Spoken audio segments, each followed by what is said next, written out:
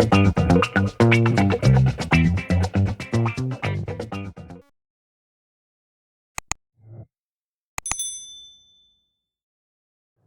if you eat low carb and you're doing everything right, but you're not losing as much weight as you'd like? What do you do?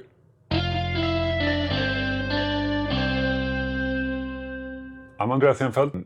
Problems, in my experience, is people who are, maybe they're losing quite a lot of weight on low carb, but not as much as they would like, right? Do you see that often? Well, no one ever thinks they're losing enough weight. It's always, people always want it faster, but I understand what you mean. Very common. So what I was thinking for this interview is we could go through super quickly the most common things you would recommend, and then we will get into more advanced stuff, because we have plenty of interviews and presentations with you and other people about the most common pieces of advice that you would give. We'll try to get into more advanced stuff in this interview, okay? Sure. So just to tick them off, what if someone is not happy with their weight loss on low carb, what would be the first few things you would suggest? So it depends on what phase people are in. If it's the first few weeks, the first few months, the first few years, really, I think of different things. Early on, the most common reason for a low carb, high fat diet not working is too many carbs.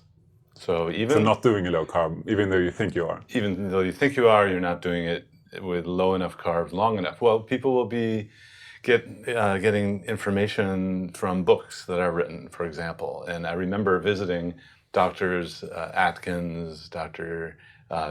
Bernstein. I never got to meet Dr. Eads in a clinic. He had already retired. Now, this is going back to 1998.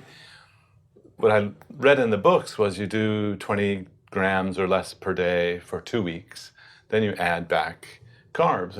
But when I visited the doctors and what they were doing, they were actually keeping people lower on the carbs longer than the book said. So as long as people would be happy with it, or what? Yeah, so how long they kept someone on a lower carb diet was not dependent on the time. It was dependent on the goal they were trying to reach. Right. So that's what I've been doing in my practice at Duke for the last 10 years or so. So the first one would be, keep the carbs really low, below 20, for as long as you can, comfortably do it. So there's a lot of work to make it comfortable, right? Having foods that are delicious. So a lot of people, I guess the common problem early on is people feel trapped in the food selection they have. Right. So, but this is sort of basic stuff. Everybody is sort of, if you watch a lot of videos here or read a lot, you know this. So keep the carbs really low. Beyond that, what would you do to lose more weight? So let's say we're a year or two, or after the keto adaptation, and you're a fat burning machine. I think still it's very useful to check for ketones. To me, it doesn't really matter much if it's urine or blood or breath. They all measure something a little different, so they're never going to be exactly the same. But I think just to make sure that you're keeping the carbs sufficiently low, so the first thing I do is have some sort of ketone measurement. The second thing I do then is to actually bring out that dreaded C word, calories. So there's a lot of people who are eating more calories than they think. For example, in the last year, one of the common advanced problems I've seen is this introduction of drinking butters and oils without regard to the calories in them. With bulletproof coffee, something like that, and people are having too many calories from the drinks. So would that be, would I understand you correctly if it's like you get a lot of extra calories even when you're not hungry? Yeah. So you have your bulletproof coffee with tons of fat in it even when you're not hungry, and that's a problem. That's a problem. But if you have it when you're hungry, would it be a problem then? No, I think that would be okay. Yes, although still kind of untested. It's my hunch that we humans can't measure or meter the amount of calories they drink. So it's very easy to overdo the fat calories or sugar calories, and our so be careful with fluid calories even when it's bulletproof coffee. Yeah, is what you're saying. Yeah, okay. Yeah. Early on we restrict cream strictly to 2 tablespoons per day, and I see bulletproof coffee adding in MCT, other kinds of oils to raise ketones, these are calories. So I guess the advanced course, many people are coming to me through the teaching of ketosis, even our book with Jimmy Moore, the book Keto Clarity, and they don't have a proper understanding of eating when they're not hungry. They just think they can eat as much as they want. Well, you can, if you're taught properly, you eat as much as you want because you're not going to want much, because most of your food you have is from the proteins that you have with some fat with it. So I think there's some people who misunderstand. They calculate the macros and they want a percentage to follow, and I don't think we know exactly the right percentage. And in my clinic, I don't really have people calculating those. They're just eating the real foods, and then often their body fat is filling in the percent fat from if you're getting 70%, 10 or 20% of that's coming from your body fat when you're losing weight. So most people don't calculate that on their macros. So occasionally I'll have people use myfitnesspal.com or other sort of calculators for nutrition to figure out how many calories they're having. How many calories should they be having? And that's an entirely individual thing. Yeah, so it's kind of hard, huh? Well, no. Wouldn't it be enough to say, eat until you're satisfied? When you're hungry, eat until you're satisfied, and if you're not hungry, don't eat. Yeah, and so this is also known as intermittent fasting. Can become that, yeah. That's fine. You know, if you eat once a day, you can call it intermittent fasting or not eating when you're hungry. No, I am seeing a lot of people though with social eating as an issue. There's food everywhere. You're going out to lunch with work friends, and you just eat when you're. So there's that thing of eating when you're not hungry, but because it's for social of all reasons. kinds of reasons, like social reasons. Yeah. Food is love.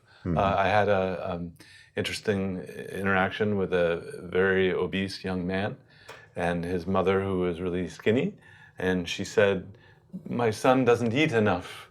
He doesn't eat enough." Well, he weighed 500 pounds.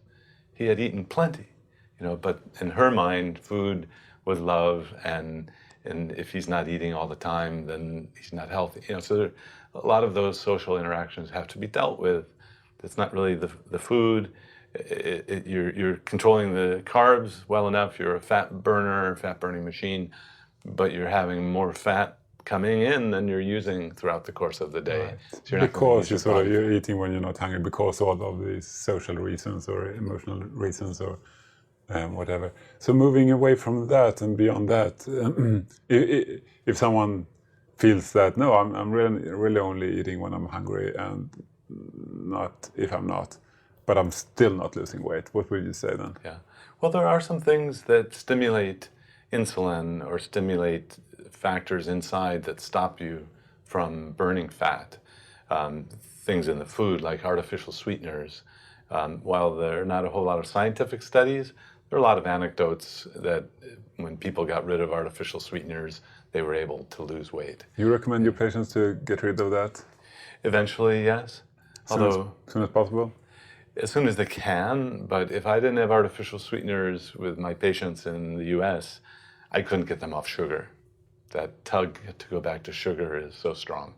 But I remember you telling me through the years, why do you have that garbage? And I think you're right. It's different in the US on average, of course. It's harder.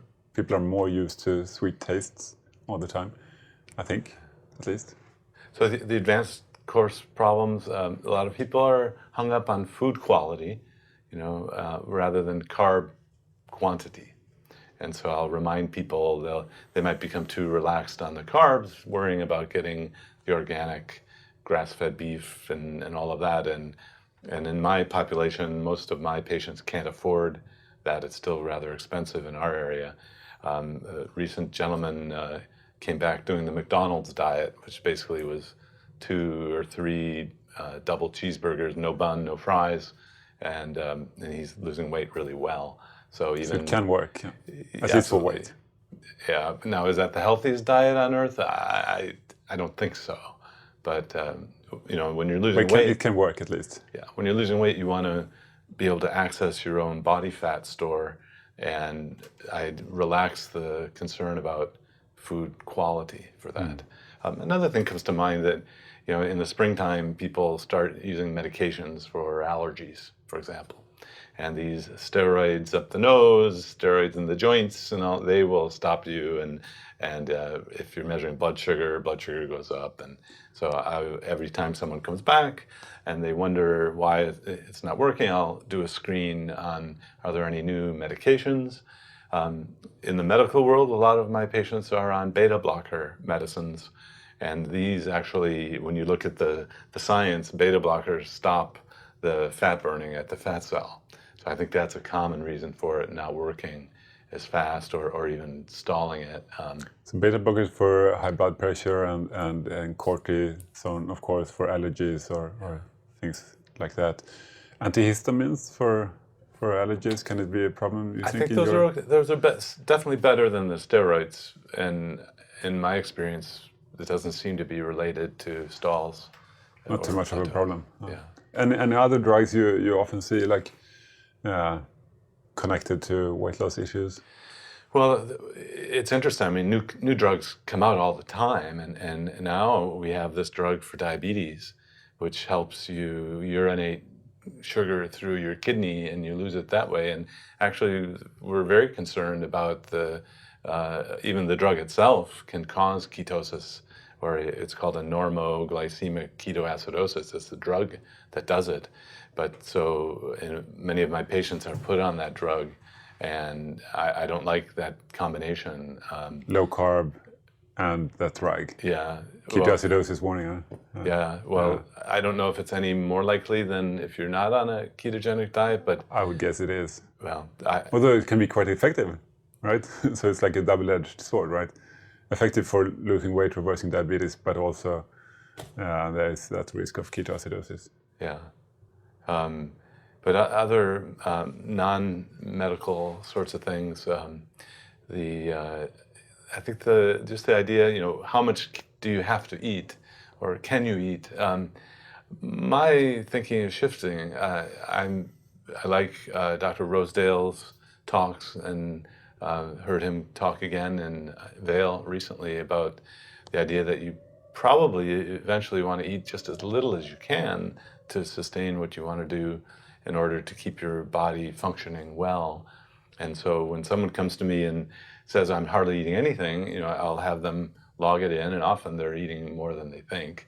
Or if they do need to eat very little, it may be that they're just totally sedentary. So this is where we bring in actually the three components of lifestyle medicine are diet, activity, and stress management. And so even if someone is in fat-burning mode, they're strictly ketogenic, they may not be doing any exercise, so the amount of calories they can eat and maintain the same weight is actually going to be pretty low. And so to rely just on the diet to fix everything is something that you can do at first, but then eventually I bring in the ideas that you have to be moving, exercising. What the best exercise is, I still don't think anyone knows, but then also dealing with stress management. These are important This issues. is interesting. I mean, obviously exercise is good for you in many ways. Can make you feel good, get stronger, get healthier, but is it really effective for weight loss? I mean, many people are saying the effect is fairly tiny, really. Yeah. And you need to do tons of exercise to get any meaningful sort of weight loss from that. Also, that might be mostly on a higher carb diet, and maybe on a lower carb diet, it can have a stronger effect. I don't know. What do you say? I think it's going to be an individual thing. So the studies on higher carb diets with exercise, there's people who gained weight even though they ate less and exercised more.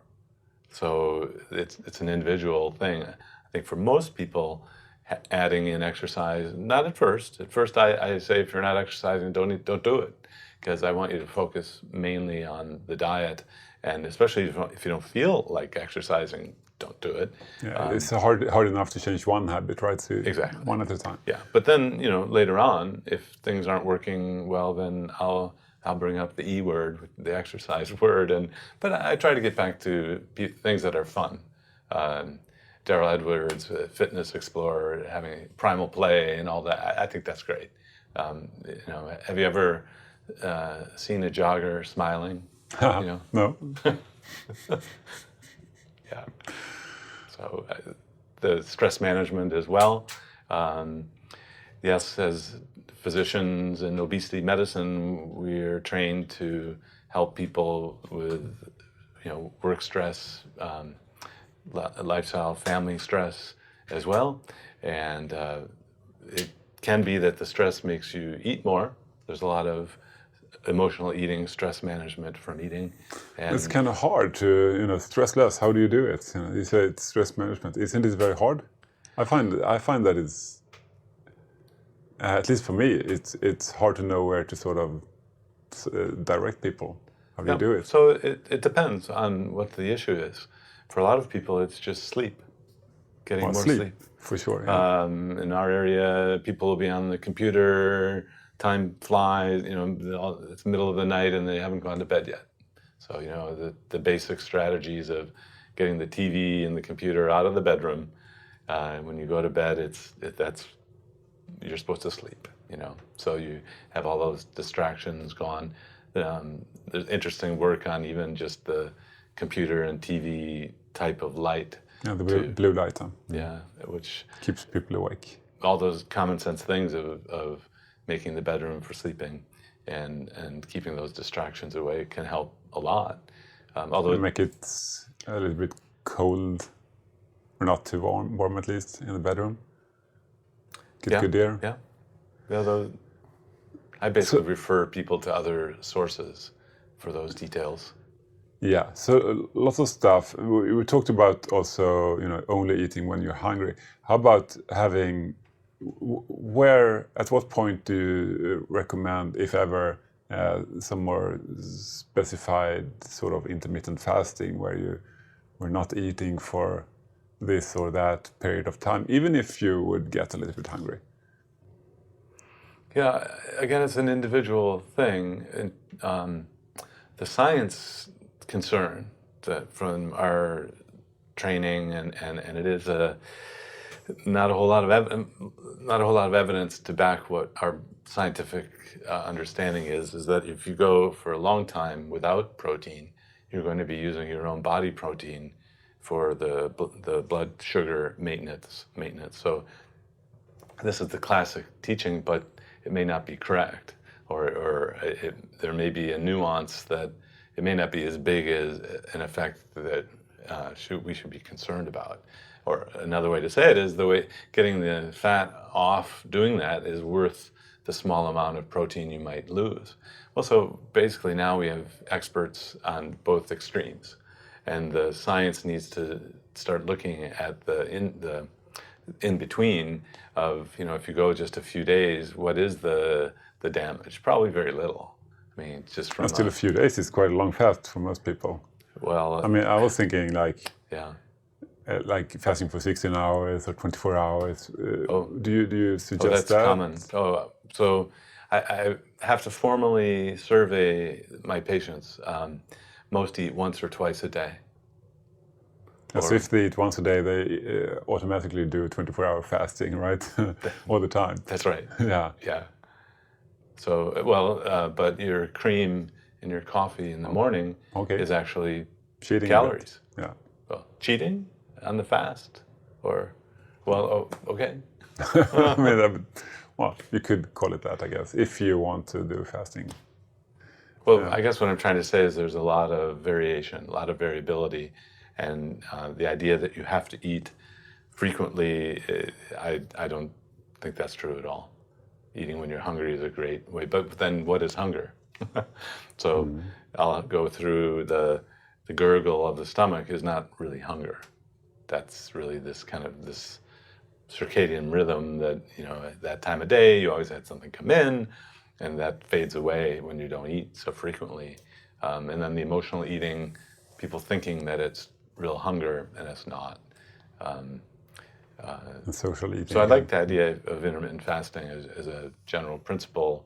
The science has to catch up, I think, to look at the protein issue. If there's any muscle mass loss, we don't generally like that. So we don't know exactly how best to do it yet. Yeah, but now or it could be individual. Compare that to the weight loss surgeons. when they have people not eating much at all, people are fasting a lot, and there's a big muscle mass loss. Yes. So not only is it drastic and extreme and expensive, it's also hard on the muscle mass. And as a medical weight loss doctor, I don't want to risk that. Right.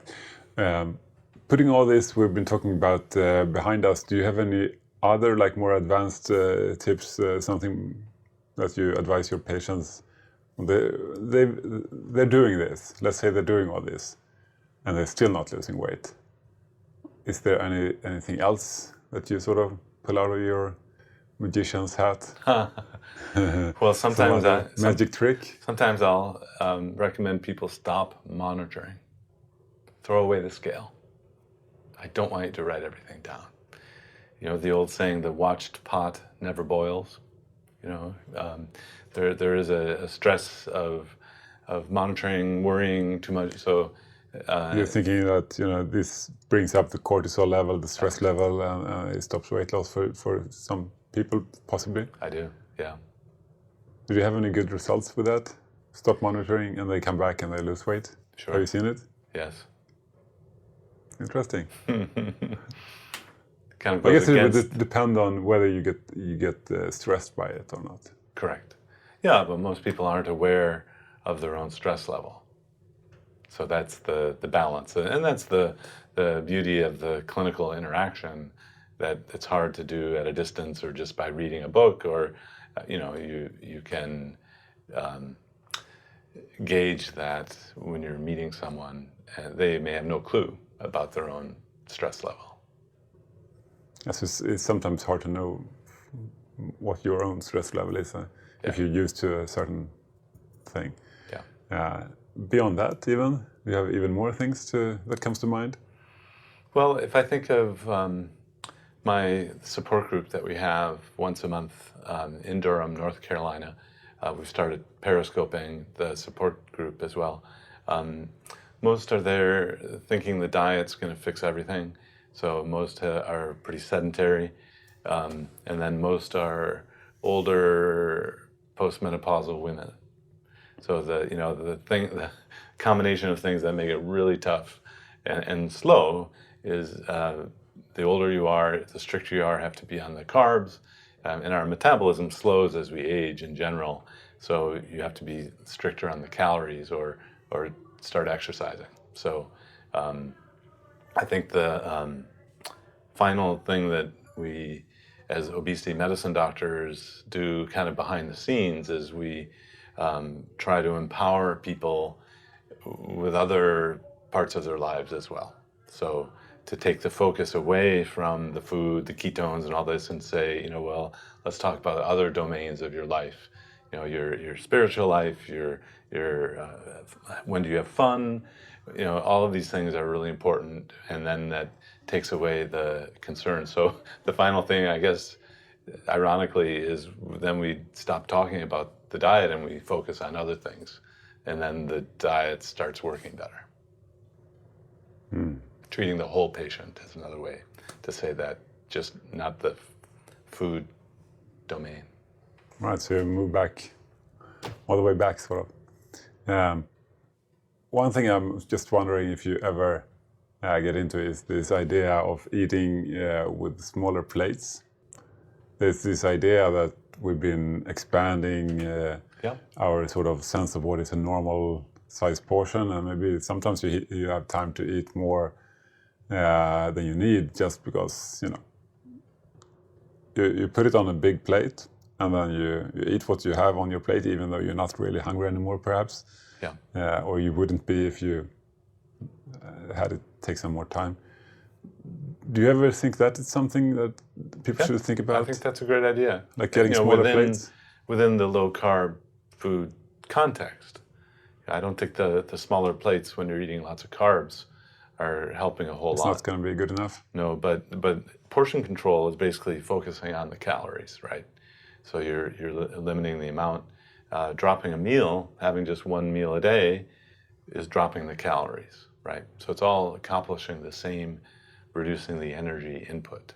But I think smaller plates is great. One of my patients explained it this way, that once the carbohydrate noise, cravings and all this was gone, the hunger signal is relatively subtle compared to all of that.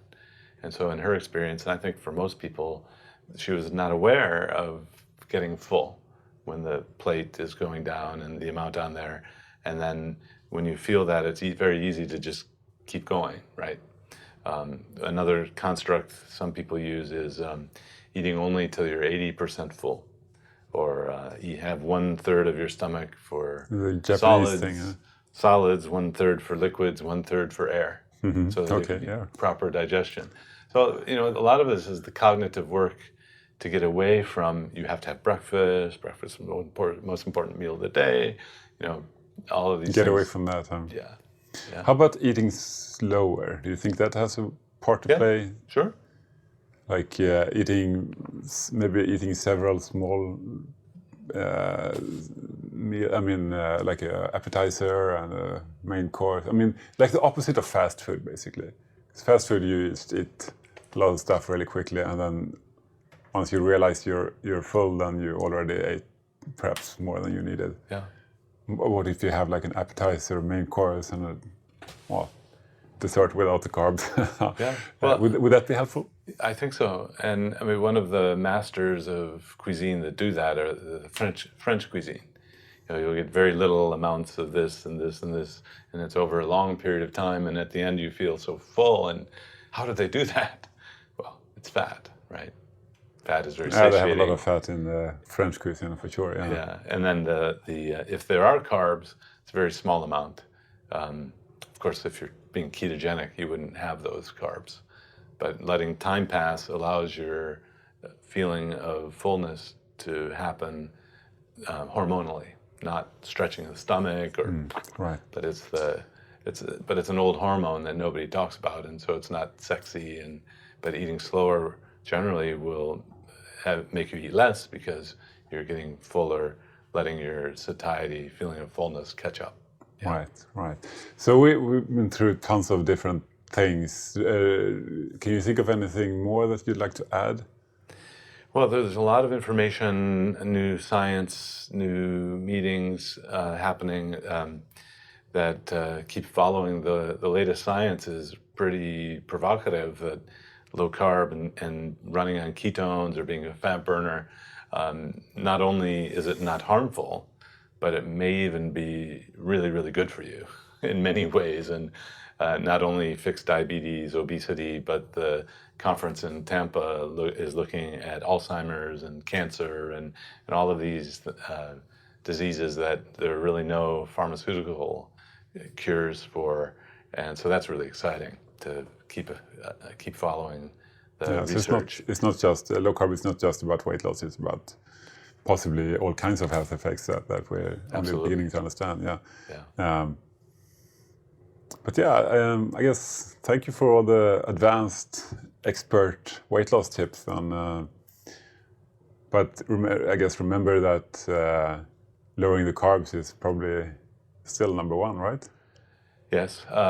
Get that right. Another before all the other stuff. Yeah, you still gotta keep the carbs really low. Yeah.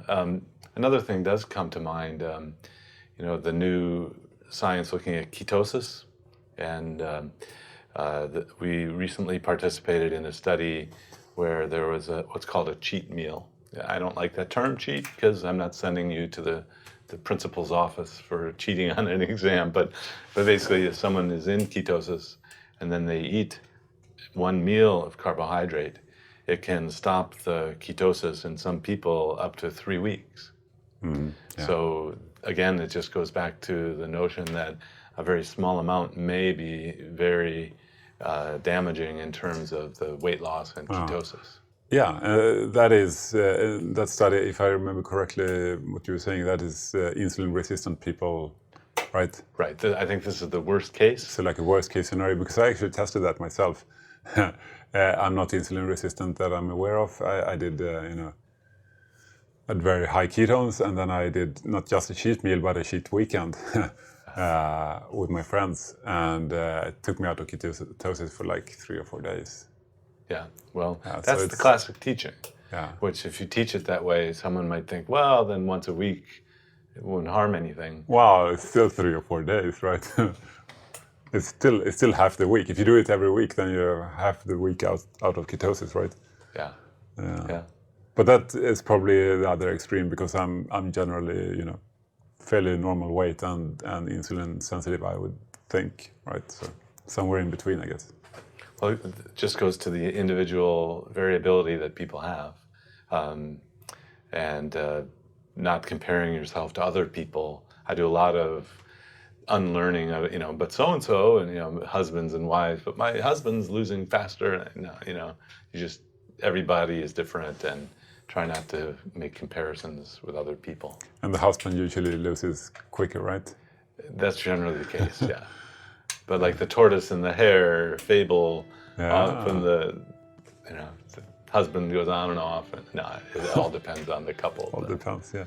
Well, thank you for lots and lots of good tips, and we'll do more interviews in the future, I'm sure. My pleasure.